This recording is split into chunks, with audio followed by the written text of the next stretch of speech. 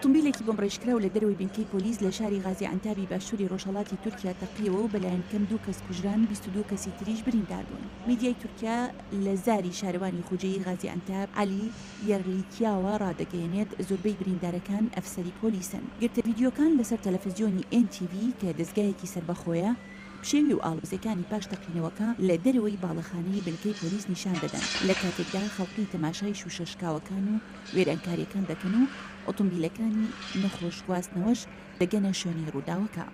غازی ئەنتاب شەشەمین گەورەترین شارە لە تورکیا کە دانیشتوانەکەی 1,500,000 کەس دەبن و نزیکەی 55 کیلومتر دوورە لەو ناوچانەی سنووری سووریاوە کە لەژێر کۆنتڕۆڵی دەوڵەتی ئیسلامیدایە. ژمارەیەکی زۆری پەنابەرانی سووریاش پاش شەڕی سووریا ڕویان لەو شارە کردووە.